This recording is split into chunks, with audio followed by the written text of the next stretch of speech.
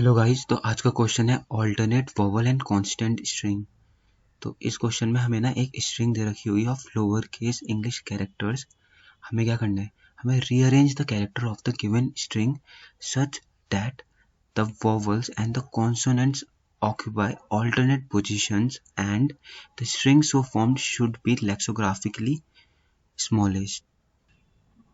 तो इस क्वेश्चन को स्टार्ट करने से पहले ना हम एक चीज चेक करते हैं कि अगर हमारी जो गिवन स्ट्रिंग है ना उसकी लेंथ इवन है, सपोज उसकी लेंथ 6 है, तो इस पोजीशन पे या तो वॉवल होगा या फिर एक कॉन्सोनेंट होगा। यही दो तो पॉसिबिलिटीज है। अगर इस पोजीशन पे वॉवल हुआ तो यहाँ पर कॉन्सोनेंट होगा, एंड अगर यहाँ पर कॉन्सोनेंट हुआ तो यहाँ पर वॉवल होगा, और ये ऐसी ऑर्डर ऑल्टरनेट करते हुए जाएगा। ठीक है, तो अगर हमारी स्ट्रिंग इवन है तो हम एक चीज ऑब्जर्व करते हैं कि अगर हमारी स्ट्रिंग की लेंथ इवन है तो जो नंबर ऑफ वोवल्स है ना, number of vowels should be equals to number of consonants.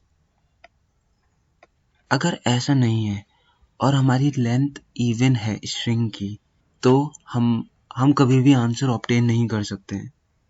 अब अगर हमारा स्ट्रिंग की लेंथ ऑड है तो यहाँ पर या तो मैं वोवल रखूंगा या कॉन्सोनेंट रखूंगा, एक चीज तो रखूंगा। अगर यहाँ पर सपोज मैं वोवल रख लेता हूँ तो यहाँ पर मेरे को कॉन्सोनेंट रखना पड़ेगा, फिर यहाँ पर वोवल, यहाँ पे कॉन्सोनेंट, यहाँ पे वोवल। और अगर मैं इस पोजीशन पे कॉन्सोनेंट रख देता हूँ तो यहाँ पर वोवल रखना पड़ेगा, फिर यहाँ पर कॉन्सोनेंट, यहाँ पर वोवल और यहाँ पर कॉन्सोनेंट। तो एक चीज ऑब्जर्व करना, अगर हमारी स्ट्रिंग की लेंथ ऑड है तो जो difference of number of vowels minus number of consonant should always be equals to +1 और -1। इसको ना हम डायरेक्टली अप्रोच करते हैं, हम अज्यूमिंग कि आपको लेक्सोग्राफिकल ऑर्डर पता है क्या होता है, बट स्टिल एक बार ट्राई कर लेते हैं बताना। अगर हमें कोई भी स्ट्रिंग को लेक्सोग्राफिकल ऑर्डर में रिप्रेजेंट करना, तो हम ट्राई करते हैं कि सारे कैरेक्टर्स है ना वो अल्फाबेटिकल ऑर्डर में आए। मतलब बी से पहले अगर ए है हमारी स्ट्रिंग में तो ए आना चाहिए। फॉर एग्जांपल अगर ये स्ट्रिंग थी तो इसका लेक्सोग्राफिकल ऑर्डर होगा, पहले जितने भी ए थे वो आएंगे, फिर बी आएंगे। इन शॉर्ट कोई भी स्ट्रिंग है ना अगर हमारे पास, उस स्ट्रिंग को अगर हम लेक्सोग्राफिकल ऑर्डर में अरेंज करते हैं तो पहले सारे ए आने चाहिए, फिर सारे बी आने चाहिए, फिर सारे सी आने चाहिए। It is like a dictionary order. अब हम डायरेक्टली सोल्यूशन पे बात करते हैं कि हम इसको सॉल्व कैसे करेंगे। मैंने एक फंक्शन बना दिया है जो कि चेक करता है कि मेरा जो करंट कैरेक्टर है वो वोवल है या नहीं। अगर हमारे स्ट्रिंग की जो लेंथ है वो 1 है तो हम डायरेक्टली स्ट्रिंग को रिटर्न कर देते हैं। हमने एक फैक्टर बनाया है यहाँ पर v, जो कि कंटेन करता है all the occurrences of characters. दो वेरिएबल बनाए हैं, वोवल्स एंड कॉन्सोनेंट्स, जो कि काउंट करेंगे number of vowels and number of consonants. तो मैंने एक वेरिएबल लिया है स्मॉलेस्ट कॉन्सोनेंट, जो कि स्मॉलेस्ट कॉन्सोनेंट को रखेगा अपने पास, एंड मैंने एक वेरिएबल लिया है स्मॉलेस्ट वोवल। ये वेरिएबल कंटेन करेगा smallest vowel that is present in our string. अब यहाँ पर क्या हो रहा है, अब ये क्या कर रहा हूँ मैं, हर एक कैरेक्टर की फ्रीक्वेंसी को अपडेट कर रहा हूँ मैं। अगर मेरे पास ए आता है तो s of I is a minus a is 0, तो v of 0 पे जो ऑलरेडी वैल्यू प्रेजेंट थी उसको मैं बाय 1 इंक्रीमेंट कर देता हूँ। अब हम देखते हैं क्या करंट कैरेक्टर हमारा वोवल है।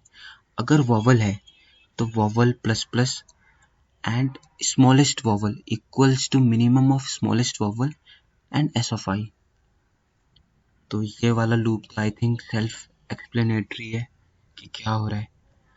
अब यहाँ पर हम चेक कर लेते हैं ये क्या है। अगर हमारा n इवन हुआ तो उस केस में हमारे वोवल्स कॉन्सोनेंट्स के इक्वल होने चाहिए, और अगर हमारे स्ट्रिंग की लेंथ ऑड हुई तो जो डिफरेंस है ना between the number of vowels and the number of consonants should be either +1 और -1। मैं एज्यूम कर रहा हूँ कि जो मैं वॉवल्स डालना शुरू करूंगा ना अपनी स्ट्रिंग में, उसका स्टार्टिंग इंडेक्स 0 होगा। एज्यूम कर रहा हूँ जस्ट। अगर मेरे जो स्ट्रिंग है उसकी लेंथ इवन है तो मैं एक कंडीशन चेक करता हूँ कि जो मेरा स्टार्टिंग कैरेक्टर है ना वो या तो वॉवल होगा या फिर कॉन्सोनेंट होगा। अगर जो स्मॉलेस्ट वॉवल है ना वो ग्रेटर है स्मॉलेस्ट कॉन्सोनेंट से, तो मेरा जो वॉवल है ना वो फर्स्ट पोजीशन से स्टार्ट होना चाहिए। फॉर एग्जाम्पल इसका ये मतलब है, हमें पता था मेरा n is even, in positions पे कोई कोई वैल्यू फिल होगी।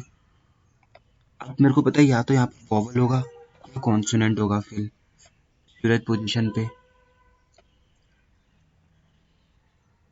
अब जीरोथ पोजीशन पे या तो वॉवल फिल होगा या कॉन्सोनेंट फिल होगा। अगर जो स्मॉलेस्ट वॉवल है ना मेरे पास, मैं स्मॉलेस्ट वॉवल जो मेरे पास स्मॉलेस्ट वॉवल पड़ा है ना वो ग्रेटर है स्मॉलेस्ट कॉन्सोनेंट से, तो मेरे को जीरोथ पोजीशन पे कॉन्सोनेंट डालना चाहिए ना।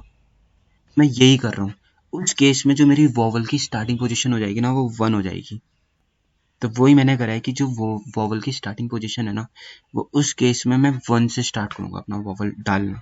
अगर ऐसा नहीं होता और मेरे जो स्ट्रिंग की लेंथ है वो ऑड है तो उस केस में मेरे पास कोई चॉइस नहीं है। मैं ये करता हूँ, अगर मेरे पास वॉवल्स बाय 2+1 प्रेजेंट है ना तो मेरे को जो स्टार्ट करना पड़ेगा ना वो वॉवल से ही करना पड़ेगा, कुछ भी हो जाए, और कोई मेरे पास ऑप्शन ही नहीं है। अगर स्ट्रिंग की लेंथ ऑड है, नंबर ऑफ कॉन्सोनेंट्स मेरे पास n/2+1 है, जो मेरे को स्टार्टिंग पोजीशन पे जो कैरेक्टर डालना पड़ेगा ना वो कॉन्सोनेंट ही होगा।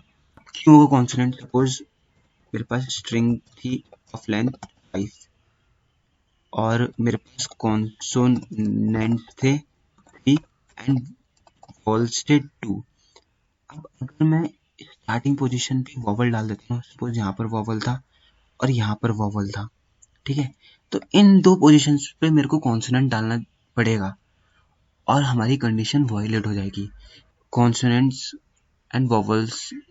तो इसलिए हम ये करेंगे। अब यहाँ पर मैं चेक कर लेता हूँ, अगर मेरे नंबर ऑफ कॉन्सोनेंट्स ज़्यादा है ना तो जो कॉन्सोनेंट की पोजीशन होगी ना वो जीरोथ पोजीशन से स्टार्ट होगा एंड जो मेरा वॉवल होगा ना उसको मेरे को फर्स्ट पोजीशन से स्टार्ट करना पड़ेगा। एंड मैं कॉन्सोनेंट की पोजीशन निकाल रहा हूँ ना 1 माइनस वॉवल ऑफ पोजीशन से निकल जाएगी। सपोज मेरी वॉवल की पोजीशन आ जाती है 0, अपने वॉवल को ना 0 पोजीशन से डालना स्टार्ट करूंगा। तो अगर मैंने वॉवल को अपनी 0th पोजीशन पे डाला ना, कॉन्सोनेंट को मेरे को फर्स्ट पोजीशन से डालना स्टार्ट करना पड़ेगा। वॉवल के बाद मेरा कॉन्सोनेंट ही तो आएगा। मेरे पास ये जो मैंने करा है ना इससे मेरे को पता है क्या पता लगा है कि जो हमारी स्ट्रिंग है ना उसमें कौन सी पहली पोजीशन पे एक वॉवल डलेगा एंड कौन सी पहली पोजीशन पे एक कॉन्सोनेंट डलेगा। इसको हम ऐसे भी समझ सकते हैं कि हमने ये फाइंड करा है यहाँ पर से कि जो मैं फर्स्ट वॉवल डालूंगा ना अपने स्ट्रिंग में उसकी पोजीशन स्टार्टिंग पोजीशन क्या होगी एंड जो मैं फर्स्ट कॉन्सोनेंट डालूंगा ना अपने स्ट्रिंग में उसकी स्टार्टिंग पोजीशन क्या होगी। अब या तो अगर वॉवल की स्टार्टिंग पोजीशन मेरी 0 होगी तो कॉन्सोनेंट की स्टार्टिंग पोजीशन ऑटोमेटिकली 1 हो जाएगी। अगर वॉवल की स्टार्टिंग पोजीशन मेरी 1 होगी, कॉन्सोनेंट की स्टार्टिंग पोजीशन 0 होगी। अगर ये वाला केस होता है, वॉवल की स्टार्टिंग पोजीशन 0 है एंड कॉन्सोनेंट की स्टार्टिंग पोजीशन 1 है ना, तो मुझे पता है कि मेरी 0th पोजीशन पे वॉवल डलेगा, फर्स्ट पोजीशन पे कॉन्सोनेंट डलेगा, फिर सेकंड पोजीशन पे पक्का वॉवल ही डाल सकता हूँ मैं एंड ये ऑर्डर चलेगा। अब जो ये वॉवल होंगे ना, ये वॉवल इनको मैं सॉर्टेड ऑर्डर में रखूंगा अपने पास एंड जो ये कॉन्सोनेंट्स है ना इनको भी मैं अपने पास सॉर्टेड ऑर्डर में रखूंगा। वो जो सॉर्टिंग ऑर्डर है वो हम अगर अल्फाबेटिकली सारे कैरेक्टर्स को ट्रेवर्स करें तो ऑटोमेटिकली अचीव हो जाता है। तो आगे देखते हैं। इस लूप में क्या हो रहा है, अगर हमारे करंट कैरेक्टर की फ्रीक्वेंसी 0 है ना तो हम स्किप कर देते हैं, वरना हम चेक करते हैं कि जो हमारा करंट कैरेक्टर है क्या वो वॉवल है। अगर वो वॉवल है तो हमारे पास ना एक वॉवल नाम का वेरिएबल था VOW, जो पॉइंट कर रहा था उस पोजीशन पे जिस पोजीशन पे एक वॉवल डलना था। तो उस पोजीशन पे हम ये वाला कैरेक्टर डाल देते हैं एंड हम वॉवल की पोजीशन बाय 2 इंक्रीज कर देते हैं। अगर उस कैरेक्टर पे एक कॉन्सोनेंट पड़ा था तो हमारे पास एक वेरिएबल था विद द नेम C, उस पोजीशन पे हम करंट कैरेक्टर डाल देते हैं एंड C की वैल्यू हम बाय 2 इंक्रीज कर देते हैं। एंड जो V of I है that is the frequency of current character, उसको हम बाय 1 डिक्रीज कर देते हैं और आखिरी में हम अपनी स्ट्रिंग को रिटर्न कर देते हैं। जब हम ये फॉर लूप यूज कर रहे हैं ना तो हम सारे कैरेक्टर्स को ना अल्फाबेटिकली ऑर्डर में ट्रैवर्स कर रहे हैं।